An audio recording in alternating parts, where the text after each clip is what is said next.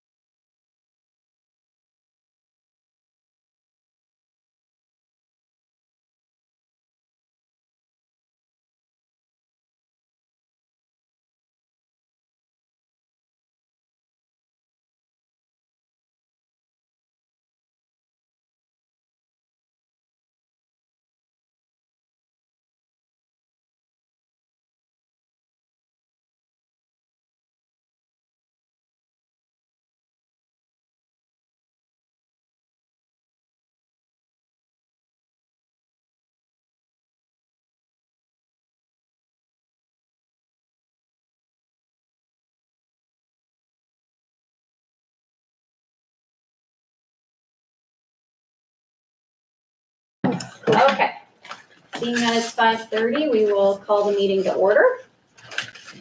And 2.0, signing of the warrants, I believe they've been passed around. 3.0, adjustments to the agenda, looks like we have a few. So 6.2 will be canceled.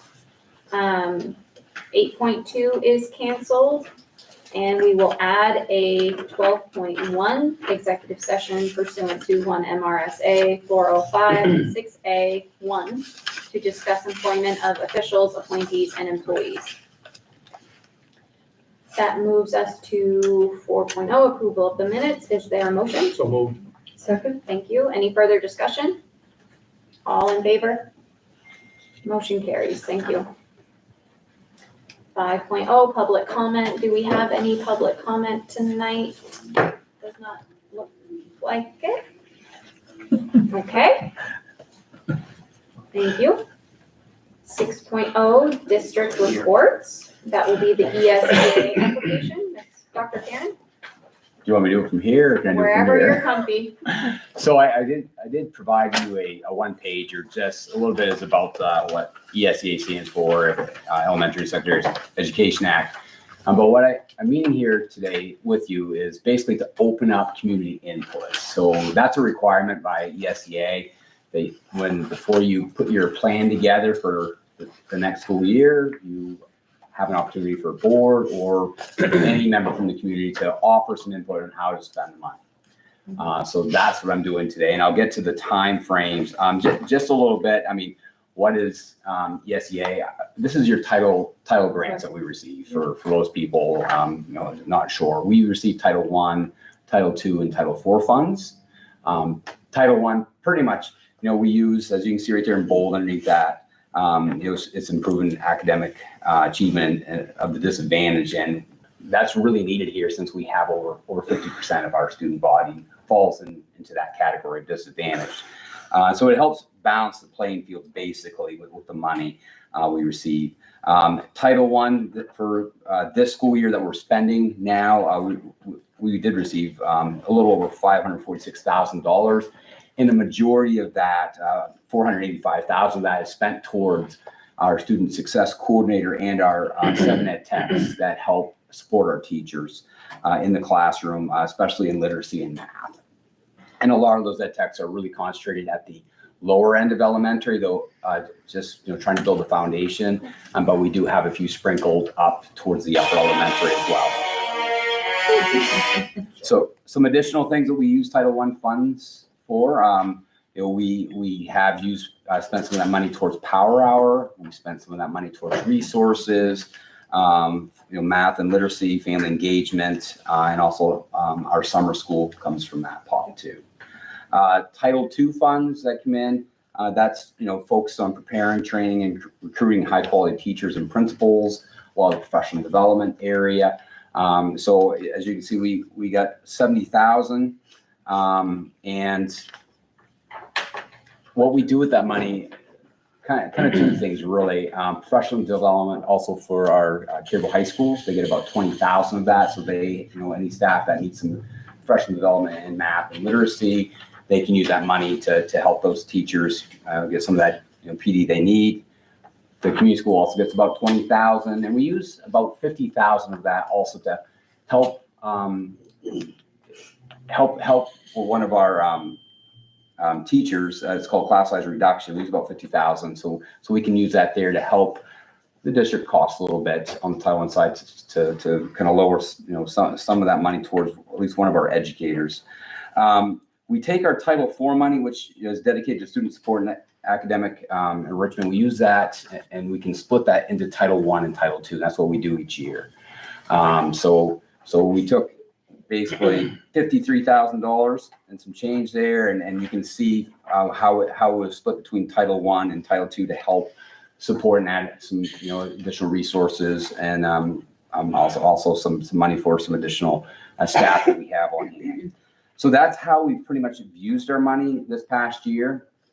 And moving forward, I have established 2 different times, as you can see. They're both next week.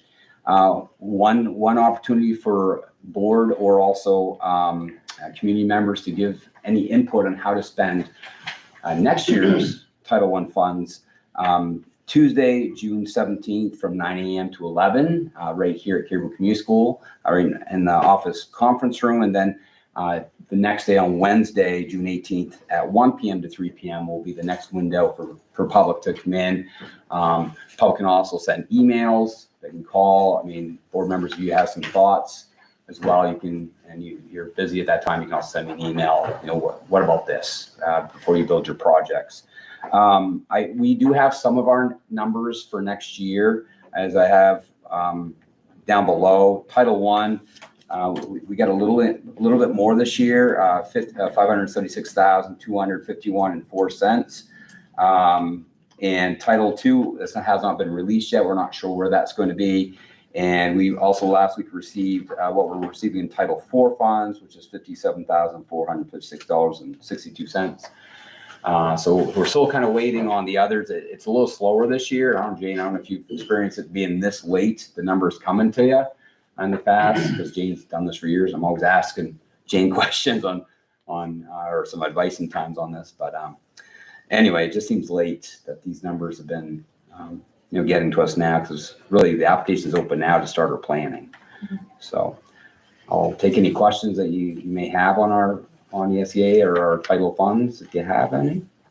Did they give you any idea of when Title II will be released? Any idea? I haven't heard that. I knew Title I and 4 was going to be sent out to us around June 1st. Mhm. And I have yet to hear about our Title II. Yeah. Okay. So, I mean, the big one for us is the Title I, because that's how our ed techs are paid, our Title I ed techs are paid. Mm-hmm. And so at least we can move forward with that planning for staffing to support our students. One little thing about Caribou Community School, we're a whole school so when it comes to Title I funds. So that means we can, any student can receive support. Some schools are targeted. So that means they have to really identify kids that are well below average, and then they only work with just those kids. But our ed techs can work with all students that need some support, because they may be strong in one thing, but they might come across something that, boy, they really need some additional support, some additional RTI, and so that ed tech can work with that child. So that is a little unique about Caribou Community School, that we are a whole school. Mm-hmm.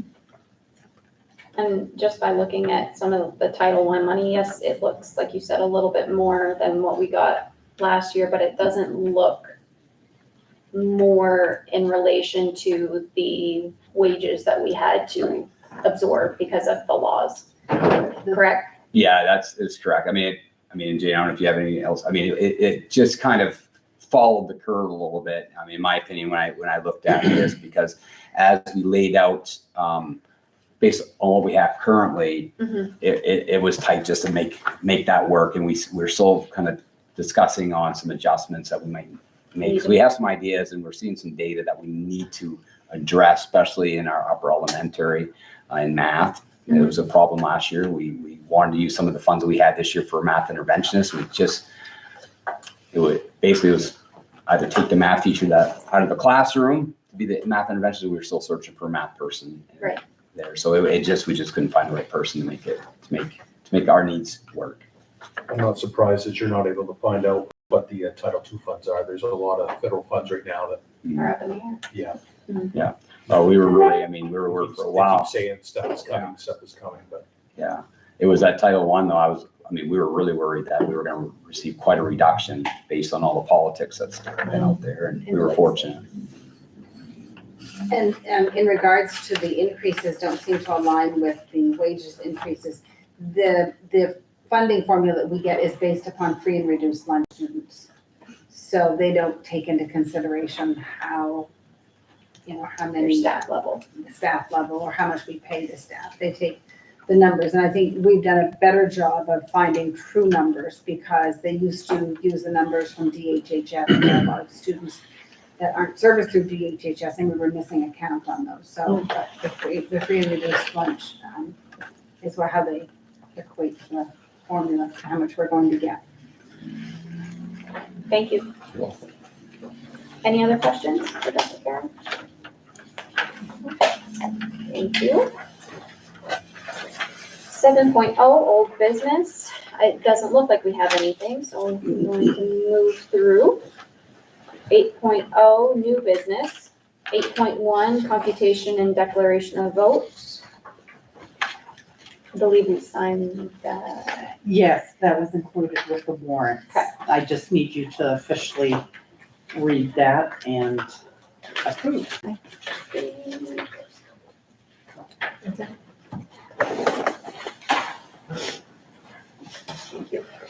So I move that the computation and declaration of votes dated and attached hereto be, and it is hereby approved.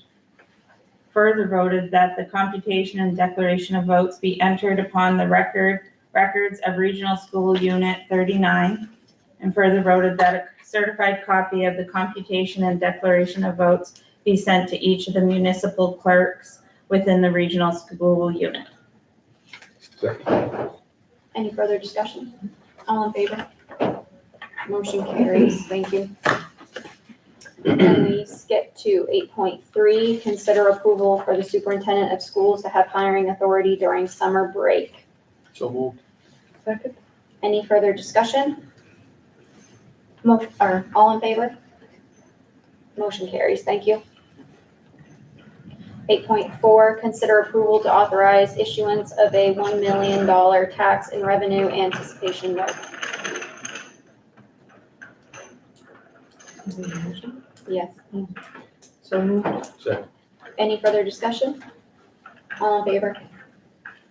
Motion carries. Thank you.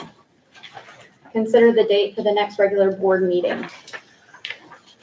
I think we had talked about potentially not needing a second June meeting, and I think that is now a non-negotiable.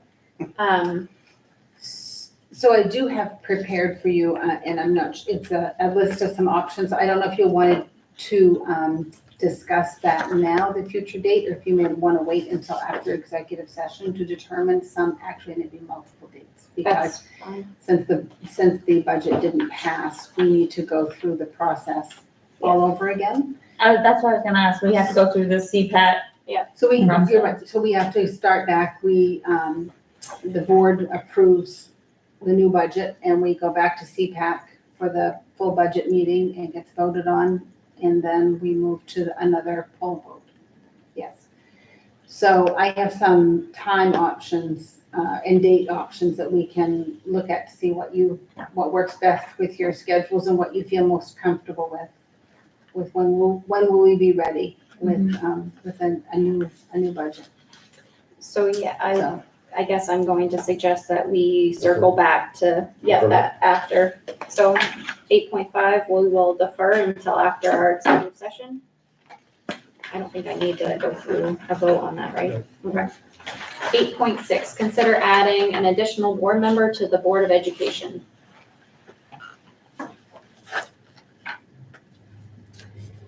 I mean, I have provided, we had, a community citizen came in, had inquired about, increasing the board numbers. And so I think I've shared with you folks what the process is that we got from advisement from, the Department of Education and what the statutes are.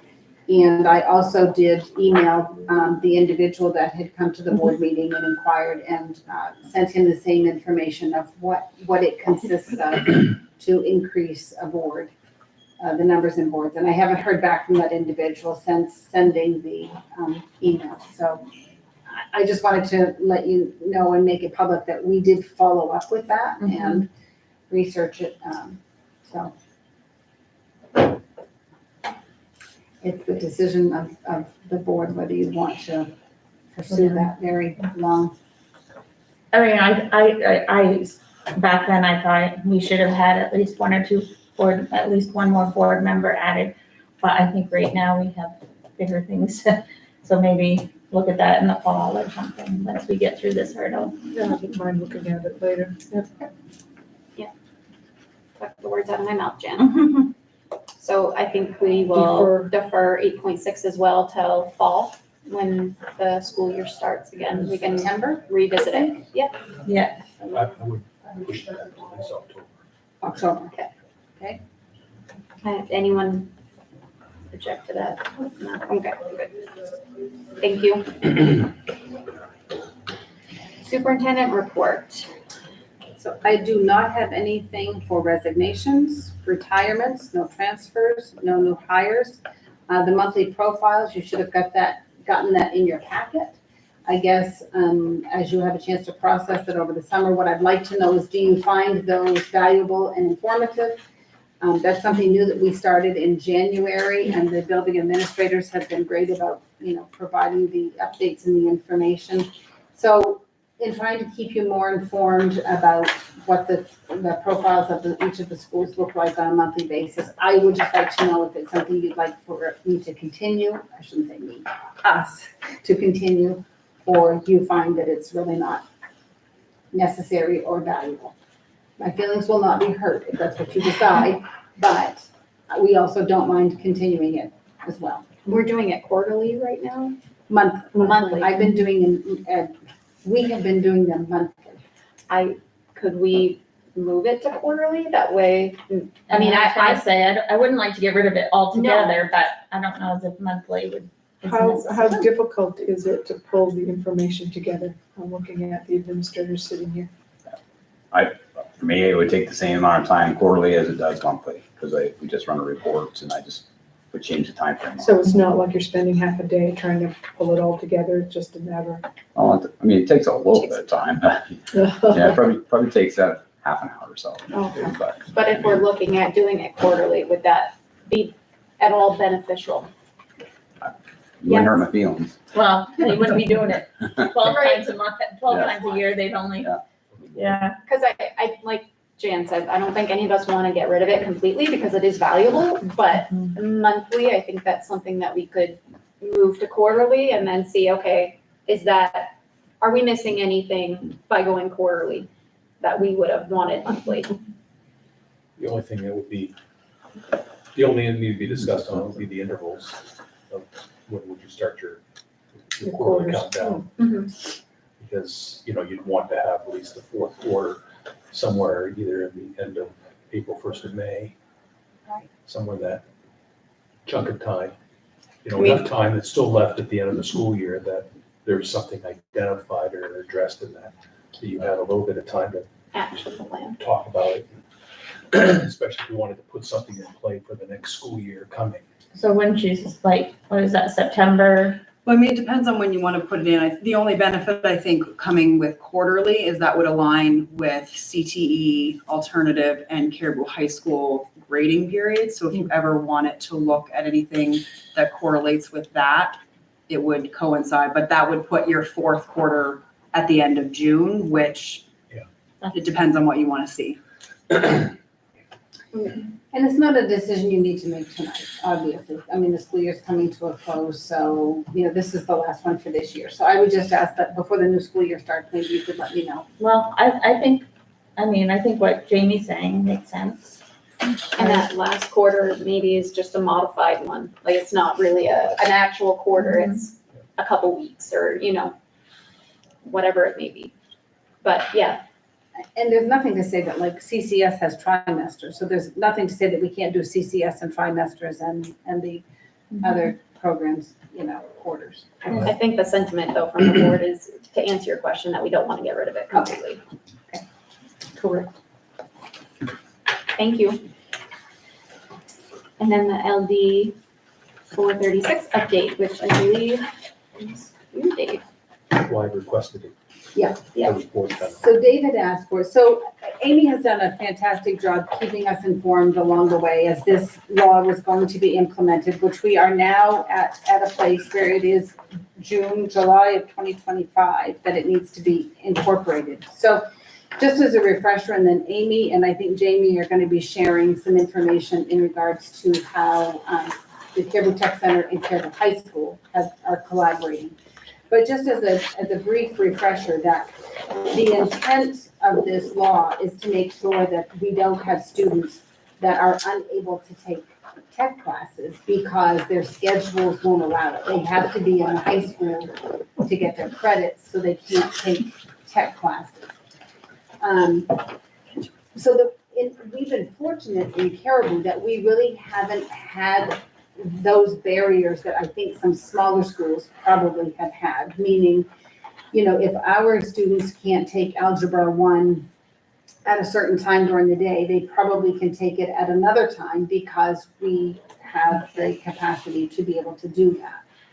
And that's not always the case in some smaller schools. So I think that we're fortunate in the fact that we haven't had those barriers, so that we have students that have gotten to the end of their high school years and said, I couldn't take any tech classes because my schedule wouldn't allow it, if they wanted to take tech classes. And also by allowing the students to take tech classes their sophomore year, that's even more expansive than, I would say, the majority. I don't know, Dave, if I'm being fair with that, but most schools are juniors and seniors can take tech classes. So we, I think, are on the right track of ensuring that at least they have a third year of having an opportunity to take classes. So that's, the biggest part of it is making sure that students are not denied or barriers are not in place so that they can't take tech classes, because we want them to, if they can. So our students at Caribou High School can take, could take 3 tech classes. They could take one their sophomore year, one their junior, one their sophomore year, if they so choose.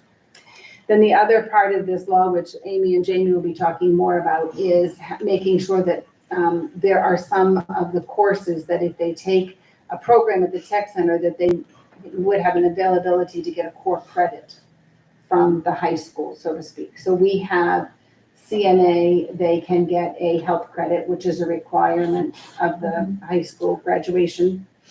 We have the outdoor rec program is now going to be eligible, those students will be eligible to count that as a PE credit, which is another requirement. And then we've had for the past few years, and we're still looking at refining and improving, I guess I should say, students who are taking the ag class are getting a science credit. So we, actually we started doing this before it even became law. So that's a good piece. We know that there's always room to improve and room to grow, so that's where we are at as far as Caribou goes, as far as making sure that we are meeting the intent of the law. Amy's responsibility has been, she has to meet with each sending school that comes to us, so Ashland and Presque Isle and Washburn, and do that same kind of work to make sure that they don't have kids in their schools that are not able to attend a tech program if they so choose, because they're not allowed to get those credits, so to speak. Once again, I think it's more difficult than rightfully so for smaller schools. So that's kind of the quick brush over of the law as a review. And so I think Amy, we're gonna start with you, is that correct? Yeah, sure. And talk a little bit more about the work she's been doing this year to make sure that we're adhering with the law. So I know Lori sent you an electronic version of our crosswalk integrated credit pathways document. But just wanted to see when it's printed, it is massive in size. It is a several 100-page document of evidence of integrated credits working within our CTE standards of our coursework. So what I had provided you also through Lori was just some of the background and history and documentation of how we kind of have arrived at where we are at today. So included within our integrated credit document is the methodology, how we arrived at where we are at. So a couple of years ago, probably even several years ago, this law was first introduced in the state of Maine. And so my entire duration of my career and time at Caribou Tech Center, we have worked on this as a staff. It took 1.5 years of time with my staff to develop this document. They have had a tremendous hand in the creation and development of this work as well. There was a stakeholder group in the state that was put together, including curriculum coordinators, principals, CTE directors. And so those folks worked on the CTE standards across the state, and for the most part provided us with a fair amount of work that we could then develop from. And there were other schools that were definitely further ahead than we were, and we used some of that work to guide our work as well. So that's kind of the methodology, how we have arrived at where we're at today. This is not just an evidence of work that has been done by Caribou Tech Center, but it's curriculum coordinators, principals, CTE, schools across the state have all assisted in the implementation of our work. So as Jane indicated, it is my responsibility to provide this work to all 6 of our partner schools. And so after we developed the integrated credit, Tracy Boaz, our school counselor, and myself went and visited with each of our sending school principals and guidance counselors to share the work and have, the opportunity for them to we could answer any questions that they may have. Also within your packet is one of the main sheets, and this sheet here is what most of our school counselors are using as a guide on how to implement credit offering for students that are in their individual schools. And so, for example, if you looked at our recommendation, There is potential for students in any of our programs to potentially earn half credits or full credits in multiple areas of required credit for high school. So that's also within the document that I shared with you. Just in case curiosity's sake was killing you, I also shared with you the national standards that each of our programs have to use to guide their curriculum and their instruction. And then just an updated copy of the law, the old law and then the new law, just so you could see the changes of what LD 436 and what it used to look like and what the recommended changes are, what the required changes are in the state. And so yes, prior to June 30, 2025, it was my responsibility to do that work and then share it forward with our 6 partner schools so that they could determine based on locally. Each individual district has local control over how they decide to use the information that was provided.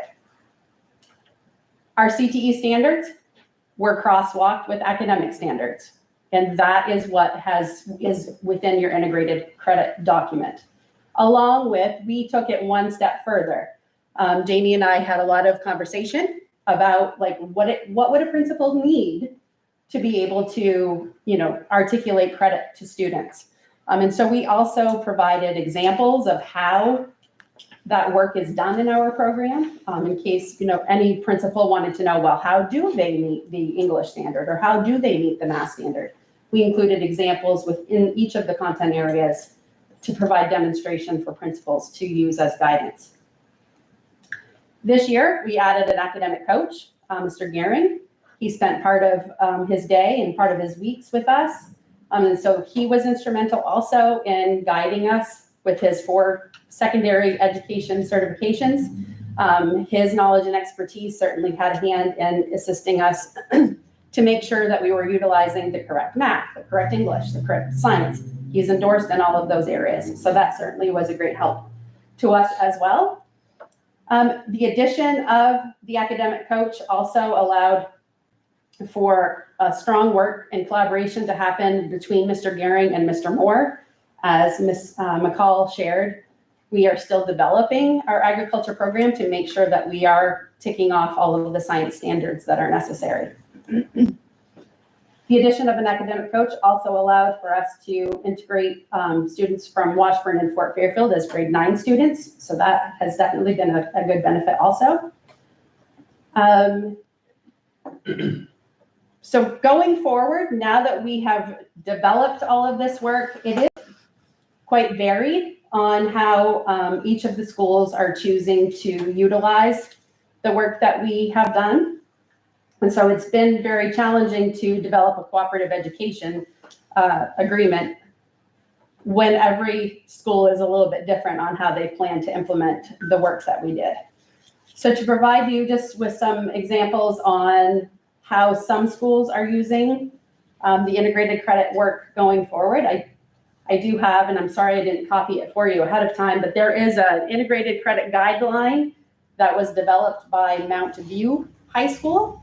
Mount View is a school that sends to Waldo County Technical Center. And so a guidance counselor at that high school developed a guideline of how a student could move through the motions of getting integrated credit, high school credit for course content in CTE. Fort Fairfield plans on putting this in their program of studies and implementing this pathway for next school year for their students. So that's one example. Another example, I'm just going to read from an email that I received from Washburn.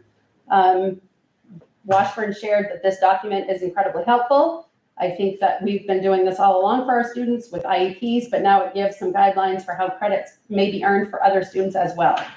On my own, I would have had no idea that a program like CDL could be worth half a credit of English.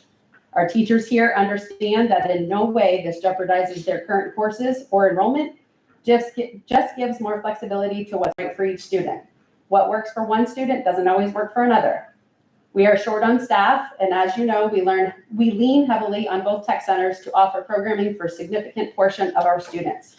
The integrated credit work gives us necessary information to advise our students and develop a graduation plan. Plus, being able to offer tech center classes earlier in their schooling is best practice, in my opinion. Without the integrated credit, we would face a ton of roadblocks making that happen. In a nutshell, that's where we're at with integrated credit Thank you. and LD 436. So on that, Yes. is there a variance of what you see from what you have for integrated credits from any of your 6 schools? Are they all roughly the same ballpark, or? If I'd be a student coming from school A, Mhm. high school A versus high school B or high school C, is there a variance between?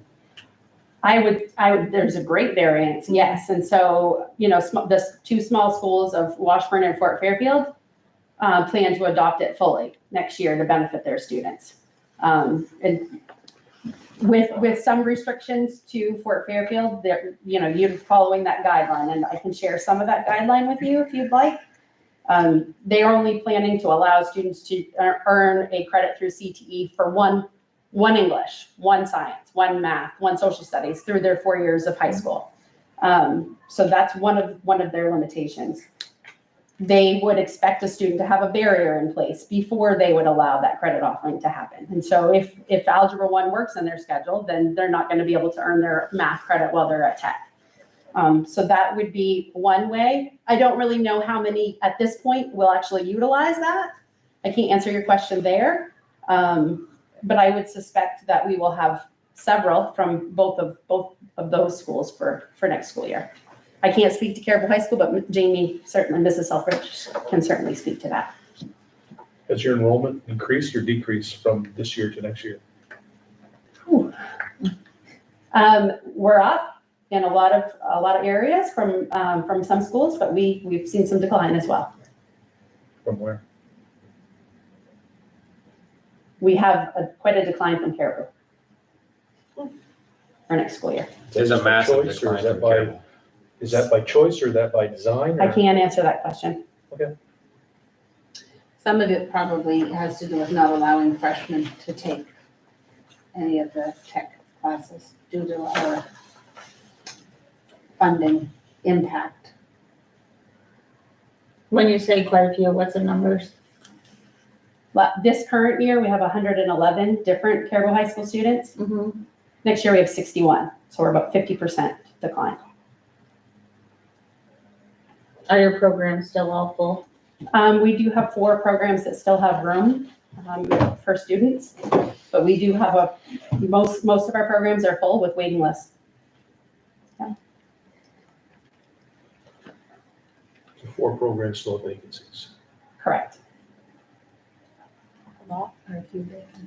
2 programs are in jeopardy, certainly, if not being able to continue forward with full-time employment. Were they in jeopardy before, or is that a new? They were not in jeopardy before because we also had the addition of exploratory for them to teach with the reduction of grade 9 students. That we went from around 25 students in grade 9 to next year we have 8. Yeah, the ratio is to be 13-1 for you. And the ratio is 13-1 for me, correct? Right. Based on our catchment size, Correct. For 1 FTE. correct. So I would predict our $256,000-ish increase that we received this year in funding, we're gonna lose it next year. Based on what you'll have for an October 1 enrollment. That's correct.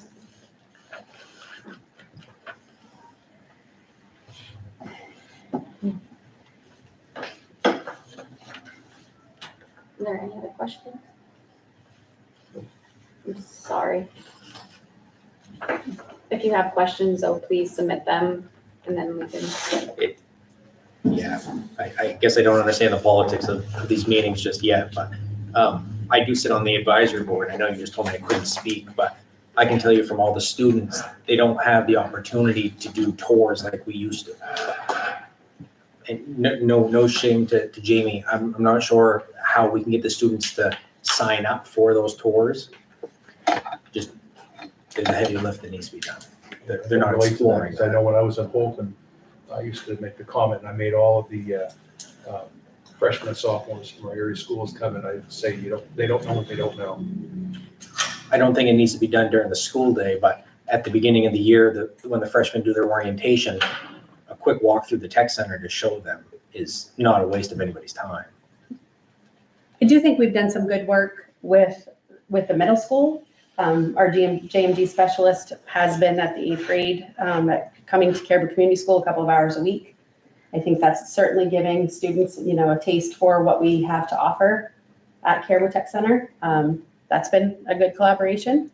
We also did some work with the Power Hour through Caribou Community School, where students either would be bused over to Caribou Tech Center and they did after-school workshops with our staff at Caribou Tech Center, or if there were CTE standards being met in any of the Power Hours that were offered here at Caribou Community School, we supported that with middle school CTE funding.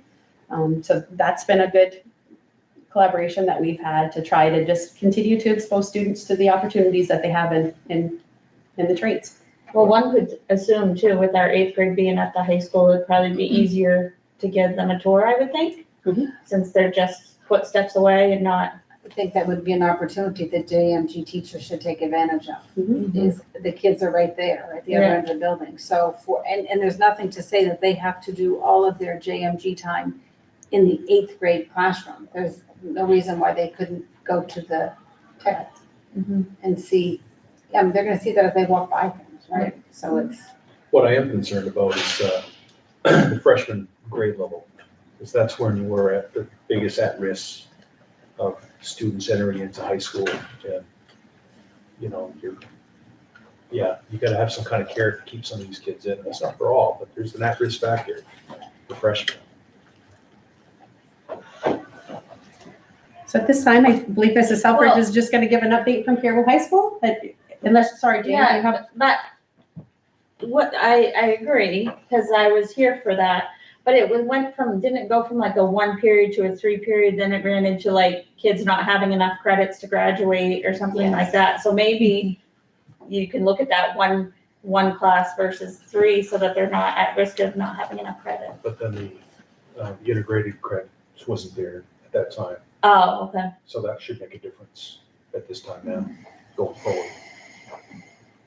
But yes, Jan, they were missing, and it wasn't necessarily found until too late, in some cases. But then we've had examples of kids that have been incredibly successful with some alternate pathways. I think about our student of the year this year, Ian Russell. He successfully completed 5 different programs with us during his high school career and graduated. There has been a graduation requirement adjustment made during his tenure in high school. There were additional graduation requirements placed on students for the future. So I think that certainly plays an impact as well. It shouldn't have affected him though, I don't. It did not affect him, but it will affect students going forward. Right, because we tried to make it so that it wouldn't affect a child that was already in the Correct. process, right? Okay, just wanted to make sure. Yes, Thank you. thank you. Selfridge?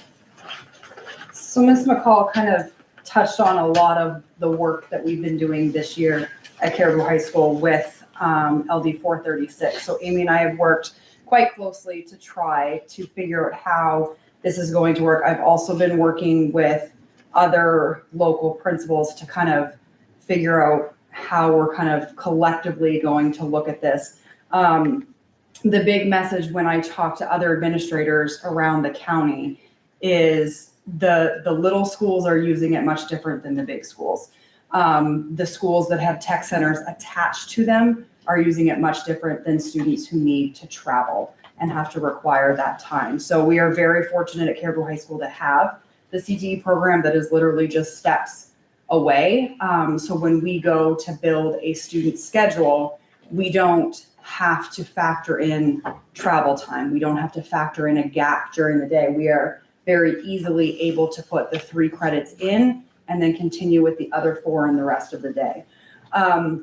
We have worked and finalized the CNA health crosswalk. So that is not a individual basis. That's any student who takes the CNA program will automatically get their health. Same thing with the physical education and the outdoor rec. Those crosswalks were very easy. It still was a lot of work and a lot of crosswalking and evidence-based and things like that, but it was easy because we were taking 1 credit for 1 credit. So the health standards that are the graduation requirements are completely encased in that one health program. So if you take health, you get all the health credits. If you take CNA, you get all the CNA health credits. So it was a very easy one-to-one. So that's what made it very easy for us to say, if you take one, you get the other. Same thing with the PE and the outdoor rec. It's 1 graduation requirement placed in 1 class, and it was a 1-to-1 trade-off. So that's why we decided that it would be an everybody gets this. Now, this doesn't mean that if a student really likes PE, they can also take PE and outdoor rec and get both credits, but their graduation requirement will be satisfied in either way. So that work was pretty easy to crosswalk. We're still working through and solidifying or working on the ag to science programming, because once we get into tech programs and content areas, it gets a little trickier to align credits. The ag program clearly has science standards, but it's not easy to say the standards that are taught in ag will satisfy their integrated chem credit, or their bio credit, or their English 9 credit, or their Algebra 1 credit, because then we start getting into there's some of these science standards and some of these science standards or some of these math standards, and it starts to get a little trickier. So as we're looking at those credits, what we are looking at doing, rather than giving an automatic 1-to-1 for everybody, we're looking at how do we utilize these credits when a student has a barrier, because that's the intent of the law. So because we're tied to the school, we eliminate one of the biggest barriers, which is travel. So when I talk to other administrators around Aroostook County, their biggest thing, like in Easton, like a Fort Fairfield, is they miss that period or they miss those credits because they're losing a block to travel. So they're leaning on this integrated credit program more heavily than we are, because we literally can keep a full schedule without having travel. Now, if a student, the way we build student schedules is we can build it around them getting 3 tech programs throughout their year at minimum. That's the minimum, because they have to get at least 5.5 credits for their electives. If they fill their schedule, which Amy's very good about telling students who are interested in CTE, if you start as a sophomore and you want to get as much CTE as possible, well, you can't take a study hall every year. You're not going to get the foreign language. You're not going to do show choir. Because you don't have any room for any other electives. That is your elective. But if they set themselves up and they fill their schedule without those study halls, without those pieces, they can in fact go beyond the 3. Like she talked about the student earlier, they had 5 tech programs. Now he might be a little bit of an anomaly, but even when we added the 2 credits to the graduation requirements for the class of 27 and the senior project, that shouldn't impact tech access, because the 2 credits that we added are elective credits. They can be CTE credits. So it's not making them take more math or more science or more social studies. They just need 2 more credits. The senior project, we are working on finalizing that, because that will go into place not this year, but the next year for our seniors.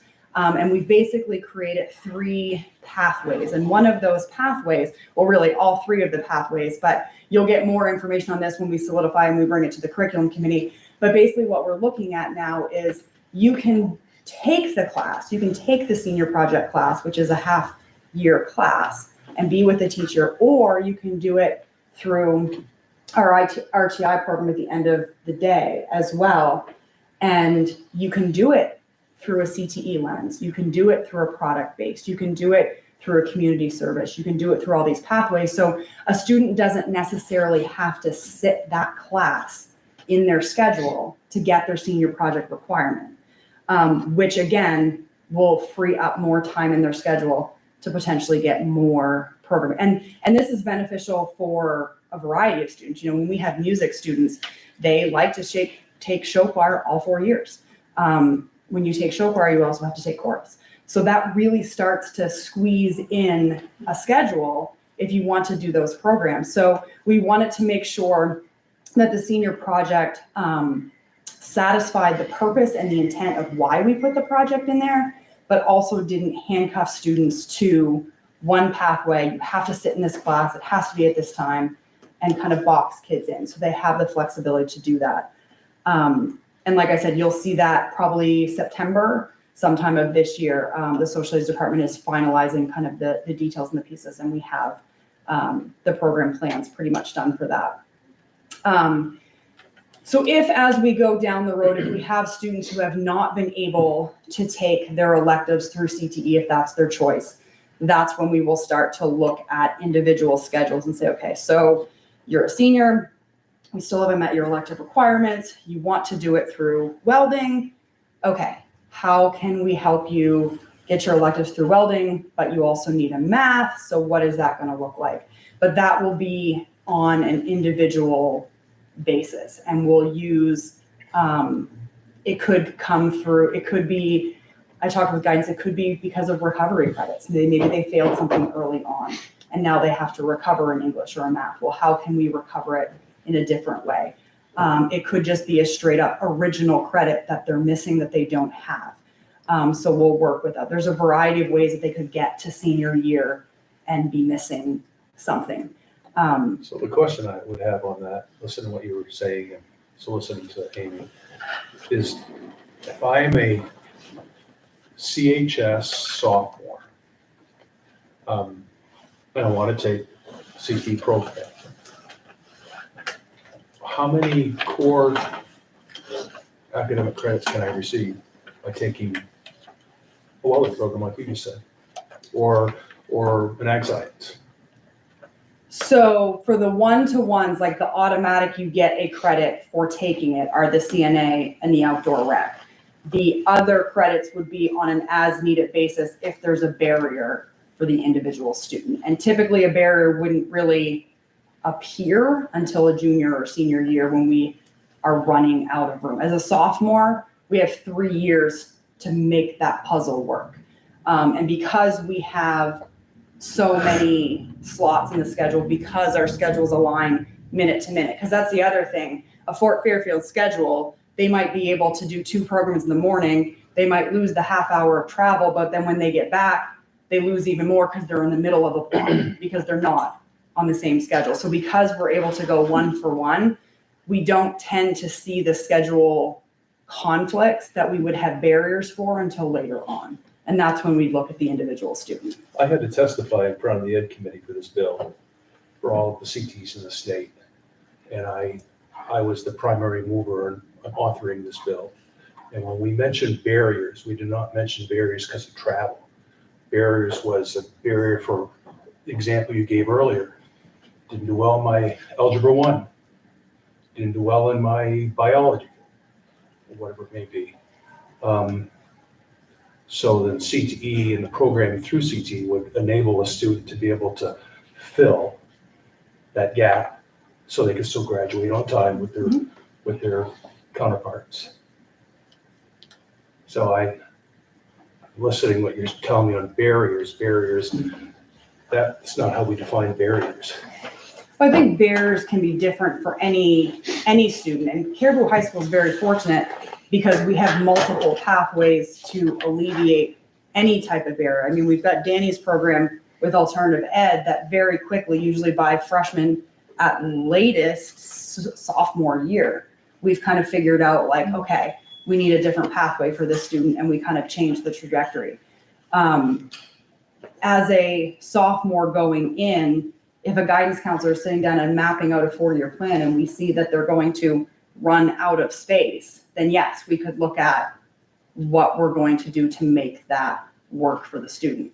But we're not looking at just a straight up sophomore who is taking welding that they're automatically going to get something as a sophomore. We would need to see that individual student and look at their 4-year planner to see what the gap or the hole was and why. It could be a variety of reasons. It could be travel, it could be recovery, it could be scheduling conflicts, it could be a variety of things. But the intent of the law on this was to have it so that you had some kind of guideline in your curriculum course guide So that if I'm a student coming in and I can look at, how am I gonna get from here to there?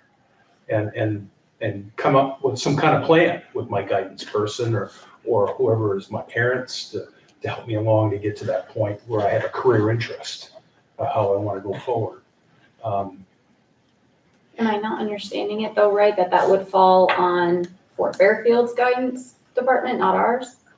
Well, it falls on ours in the sense of our Caribou High School students, but because of the way our schedule goes, we can make a schedule work, having a student take a CTE program every year for 3 years without coming up against that barrier. The only reason a barrier would come in beyond that, because, so like if you break it down, so we have 4 years, you have 7 slots for credits. So you can theoretically get 28 credits within their high school career. And So- our credit to graduation is what? Is 22. Okay. So they have 6 extra credits to work with right off the bat. So that's where we can fill in with recovery. That's where we can fill in 2 extra tech programs. It's all of those pieces, right? So right now, any sophomore that comes into Caribou High School, a guidance counselor can map out a 4-year plan with 3 years of tech program with, I'm not going to stand up here and say 0 issue because we haven't created the master for the next 4 years, but like we have not had any problems with getting students to take 2 to 3 tech programs. We only we might get into scheduling issues if a student wants to take 4, 5, 6. And that's just because you're taking more elective credits than Caribou High School requires for graduation.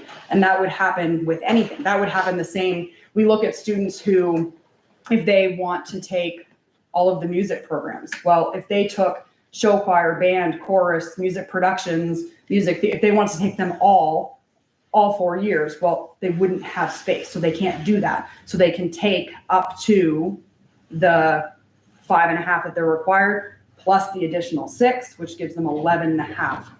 And then we work with the half credit to get them to 12, because that makes a full course. But a student can theoretically take 12 credits with little scheduling problems other than depending on when things are offered. And the nice part about Caribou High School, unlike some of the smaller schools, like Ms. McCall said earlier, if in Fort Fairfield, the Algebra 1 is in the morning, well, we have an Algebra 1 3 times throughout the day or 4 times throughout the day. So if they're taking an AM tech period, then we have the section in the afternoon that we can fill them in. And that's pretty consistent with all of our graduation requirements. Where we get down to the 1-to-1s is when we compete elective versus elective. So if you want to take an AP Lit, so it's a graduation requirement, or it could be, but it's a singleton because it's an upper level English course.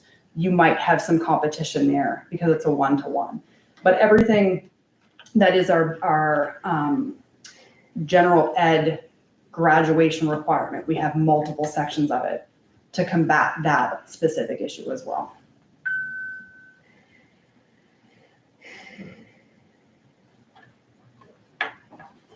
I'm still pedaling on the road about if I had some difficulty with my algebra class. I hate to hear that if I had some difficulty with my Algebra 1 class or my Algebra 2 class, or whatever it may be, that you're gonna make me take the same class again the next year and not have a backup plan, such as if they're in a CT program, to have some kind of, maybe just a half a credit in math or whatever it may be towards their core graduation requirements. Because that's the hole that sucks in some of our kids, is that if they're not so good at one program, one subject matter, that we keep beating them on the head saying, well, let's do it to a second time and maybe a third time. And then we're at risk of them again graduating, period. And we're not saying that we wouldn't entertain using CTE credits to do a recovery credit. It depends on the timing as well. It depends on what the course is. Because if you name, say, an Algebra 1, and so we have to look at what standards are being met in whatever course they took. So take a welding class. If the math standards in welding aren't actually Algebra 1 standards, us using the welding to create the math credit kind of creates a hindrance, because if that satisfies the math credit, they will then go on because they need 3 math credits. So then they'd go on to geometry and move on. And if they didn't have the algebra standards, now they're kind of behind the 8 ball, because now we've said they've met their entry level math credit, but now they're going on to the next level of math, which they don't necessarily have those skills. So it really is a balancing act. It depends on what math they're missing. It depends on what credit they're missing. It depends on what grade level they're missing. Because it does depend on what standards they're missing. And that's why it gets more tricky with your contents like your math, science, English, and social studies, because it's not 1 credit, 1 course, 1 box that we're checking. We're getting a smattering of standards from different courses. And then how do we categorize that, or what do we utilize that as to make it work? It depends on if the student is a gen ed student, if they are an upper level student, if they are a practical student, because those standards are going to be different. So we really have to look at each individual student to make sure that we're matching the right credits to A, certify the graduation requirements, but also so that we're setting them up for success later on in the sequence. That's typically why we're looking at using the integrated credits later on, like in the junior or senior year, because it's not in the middle of the road. It's like, okay, we're using this to satisfy it and get the graduation sequence completed, not trying to put a patch in the middle and then expecting them going on to an upper level that they're not going to be ready for. So we have to look at all of that when we're looking at integrated credits for content areas. I get what Dave's saying in the sense that, like, back when, years ago, when I was in high school, there was a college prep diploma, there was a CT or tech diploma, and there was a business diploma or something, I think, but that's just not how it is. And it's unfortunate, because I think that worked well, because then your tech student would get their high school diploma as, and be able to get his, but unfortunately, the powers that be say we can't do it that way, I'm assuming.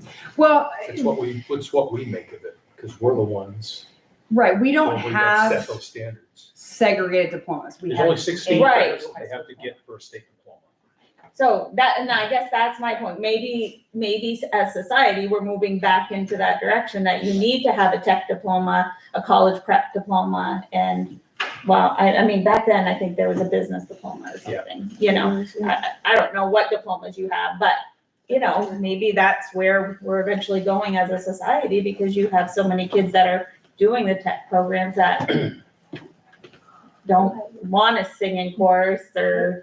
We're trying to fill the skills gap that's in the nation. Yeah, right, yeah. Is there a way, and Dave will probably beat me for this, is there a way to work with alt ed? Like if you have something in CTE that doesn't quite cover everything and they need the skills, is there a way to That's what Bill's for. We're doing it. kind of marry it to alt ed? Is that what Bill's doing? We are doing that this year. And yeah, so I've been working with Bill a lot today, specifically to try to put together a packet of information for Mrs. Selfridge on the students that we worked with our exploratory program this year, to evidence math standards learned with Mr. Guerin's instruction, just so she has that information to then make a judgment call from Caribou High School's perspective on what is the best placement for that student to be in for math for next year. And we've utilized Danny's program where if students are struggling with the academic level of the high school, maybe they become a half Danny, half Amy student. So they do their content through alternative, but still attend their CTE programs. It gets a little more dicey when we go 1-to-1, because Danny has enrollment numbers and slots and things that we have to be cognizant of as well.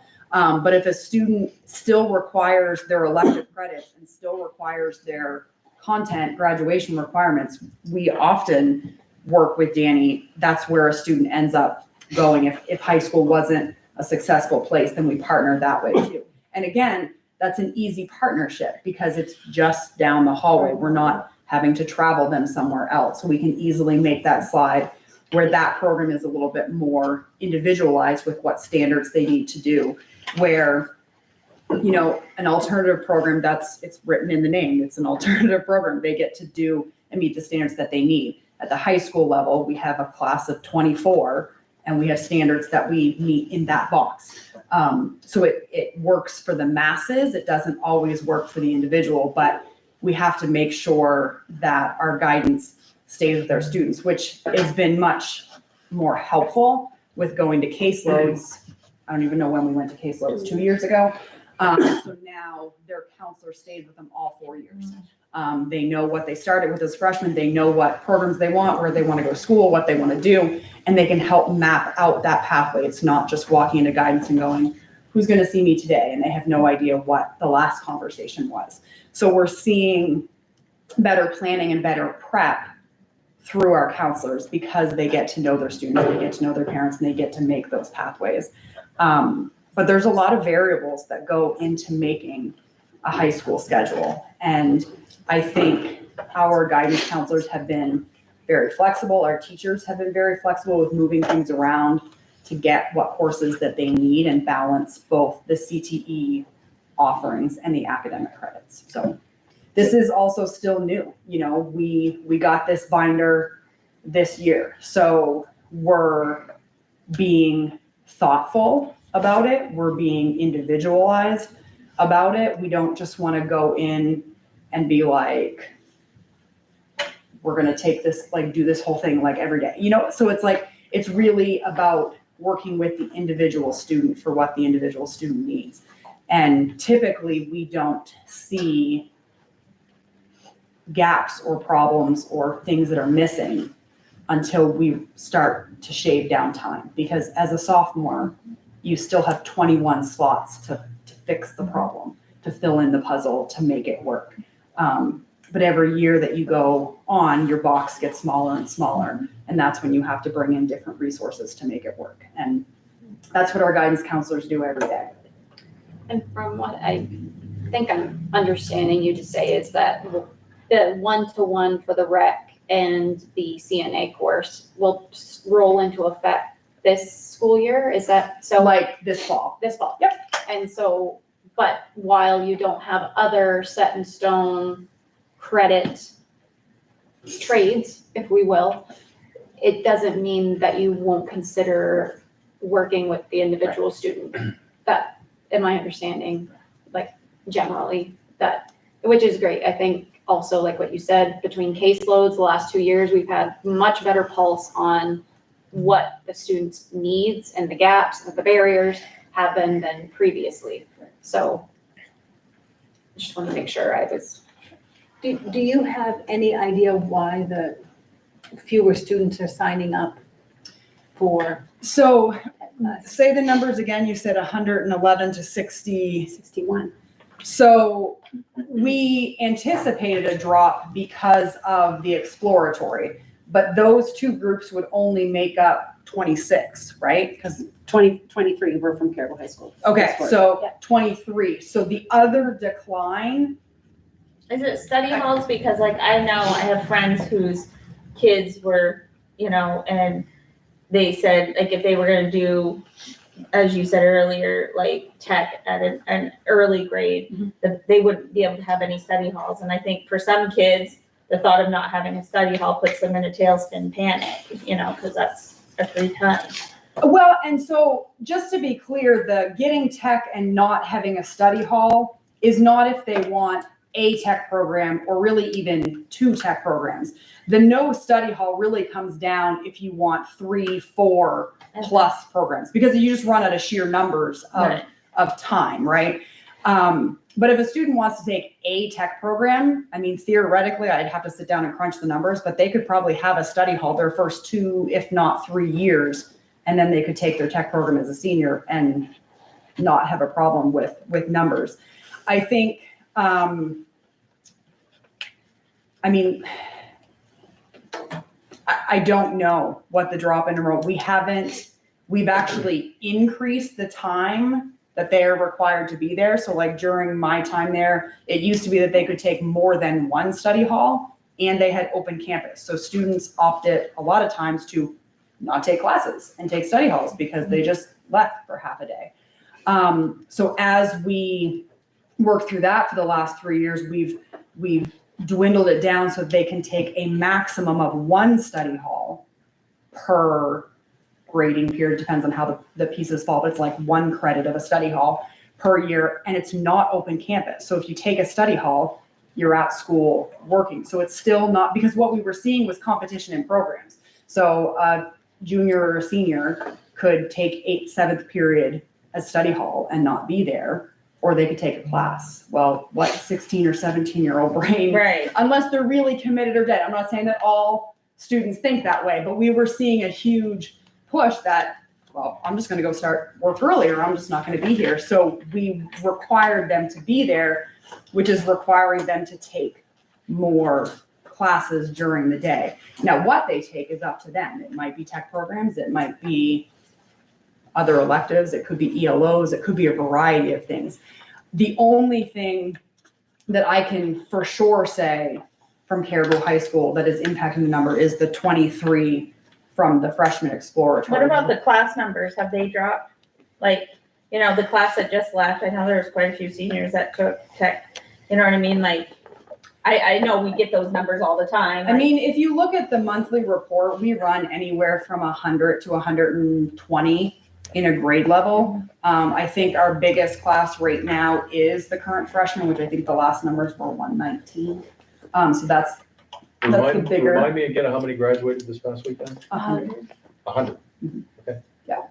And as for exposure to tech, so we do have a tech presentation from both Presque Isle and Caribou for all sophomores.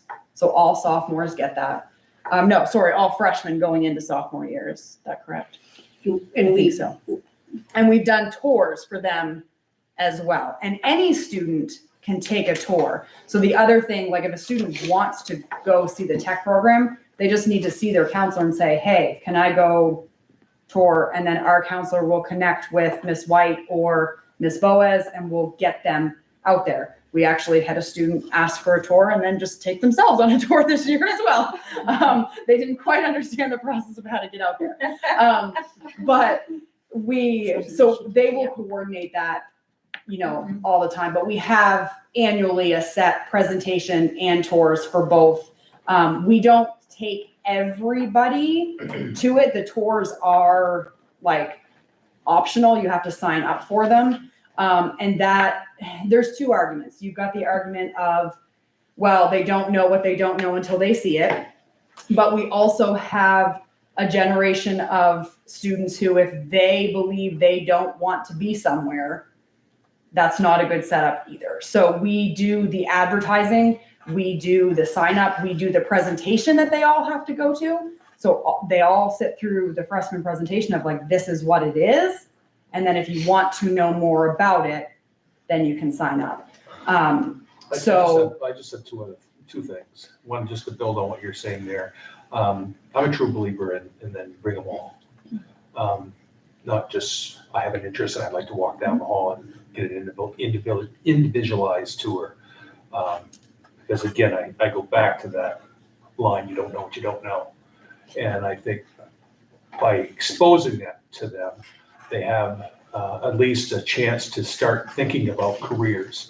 They may not take a program at the CTE, but it'll start thinking about, I know I don't want to do that. I know I don't want to do that. I could see myself doing this or some variation of that. So at least gives them some career focus. Because I think all of our kids are like that right now. They have to have somebody that's going to lead them down that path to get them to start thinking about careers. So I think that's, to me, it's critical. And I think that's an easy fix, because quite honestly, like we mentioned earlier, we've got the JMG person who has a space down there. She's gonna have access to every 8th grade student. I see no reason why we can't incorporate that. So through their 8th grade with JMG, they go and see what's in the tech center. That would be a part of it. Because the choice of the tech tours is not it's not specific just to the tech tours. Like we just don't make that optional. So we also do, they can go see different colleges. They can go do healthcare bus tours, and we offer all of those things through guidance. There once was a time where everybody had to go on some of these things. Everybody had to do things, but our kids have become so individualized with their needs and what they want. If we made kids go to every exposure opportunity that we have at Caribou High School, they'd never be in class. So we have to get to a point where we do some very targeted open presentations to everybody. But then if you have an interest, this is now you get to go see and do the tour. We do that for, like I said, the career cluster tours. We do that for visiting. We have tours through healthcare. We have tours through CTE. There's a variety of opportunities that our students have that they can go pursue career pathways. And so once we've presented the information, because they are also missing classes to do it, because that's the other thing. When you have a student who is bound and determined that they're not going to go to college or go to a tech center or whatever, to force them to miss their classes for an hour and a half, 2 hours to go to something they know they don't want, that's not fair either. So we have to find the balance. If the kids want to go, they're more than able to go, but we have to give them some element of choice in what they attend. I don't want to beleaguer it because I hear you, but then I don't completely agree with you. The other thing I haven't heard is anything on fine arts. Doing anything on that regard? She's got a culinary arts program. Is that worth a fine arts credit? Not at this time. So we have the binder that has different, like the individual alignment, but that is not one of our one-to-ones right now. I don't understand that. It's not that we can't look at it, it's just, it's not a crosswalk we It have. does. You have other schools that are given a fine arts credit for some of those programs? There are others that do award a fine arts credit for culinary arts currently. I don't know if that will continue going forward. I believe that most of our small schools are looking at going the integrated credit pathway and looking at each individual student and what they need and where their interests are. Well, I believe, Because some of that one-to-one has forced students into certain programming. So for example, I think historically, not that our agriculture program isn't well sought after and desired, students love it. But he does get a percentage of his students that are taking that class because it's been a science credit, not necessarily because they're looking to learn that skill. So I think what I love most about the integrated credit document is it allows students to pursue the field that they want. And then have, the credits potentially be associated with it. Students going to culinary arts just to earn a fine art credit isn't necessarily the best model either, unless they want to be a chef or work in the restaurant industry, then it's a great fit. But if they want to be a welder or a carpenter, we certainly also crosswalked those content areas for fine art credit as well. So if they wanted and so chose a desire in those trades, then that could fulfill a fine art as well. we had a student do that. It was an ELO, correct? And it was a welding project and he got his art credit. True and yellow. Yes. Yep. So there are pathways. It just isn't necessarily exactly this. Well, I think you have to take a lot into consideration too, what that student wants, if the student wants to go, to UMaine for pre-med, you know what I mean? They Most can't take a science and ag.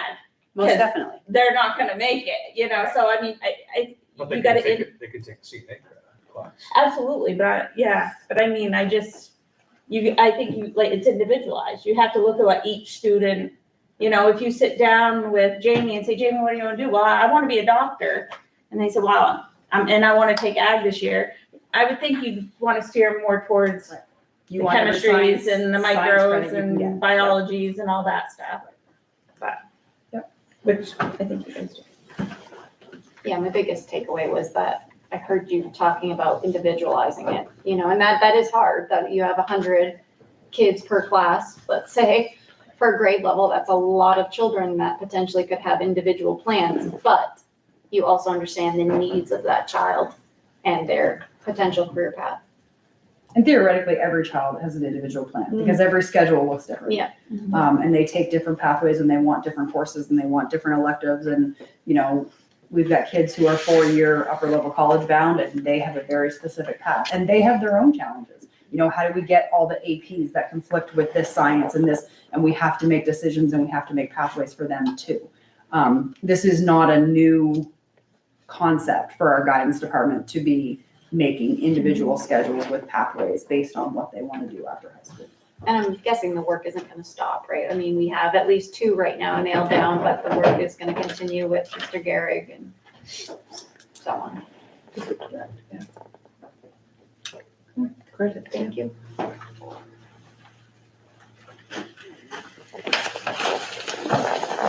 And that leaves us with 10.0 enclosures. That was my packets. 11, other matters. We'll start with you, Jan. Dave? Good. Lou? I want to, Jamie, could you is it Val who does the yearbook? Thank her. Oh, yeah. Yes. Thank her for the yearbook. Thank It's you. beautiful. It's well done and looks really good. I'm And jealous. thank you for beating down a printer. So both of those are really neat. So thank you for that. I know the printer process was quite a process, so thank you. Well, let's face it, it's not exactly, you know, what you would normally pick up because the size itself is a challenge. Yes. Yeah. I'm glad to see a dental hygienist on this page when I grow up. I want to be. That'll be about the time I'm probably ready to retire. Ms. McCall, do you have anything else? The only thing I'd like to share with you is the Caribou High School girls tennis team won the sportsmanship award. Oh, nice. So I think it's always nice to win the game and the championships, but I think the sportsmanship awards are equally as important. Yes. So Especially, I think I read on the post that they're self-regulated matches. So that takes a lot of honesty and a lot of self-restraint to call the shot that you Yeah. want, but Whether the, it's in or not, yeah. Yeah. Yeah, I've watched middle school. you wish you had, yeah. Yeah. So yes, congratulations to them. Yeah, thank you. And with that, we go to 12.1, consider entering, or I move that we enter into executive session pursuant to 1 MRSA 4056A1 to discuss employment of officials, appointees, and or employees. Second. Any further discussion? All in favor? Motion carries. We are now in executive session. Thank you for coming. Thank you, everyone. Thank you.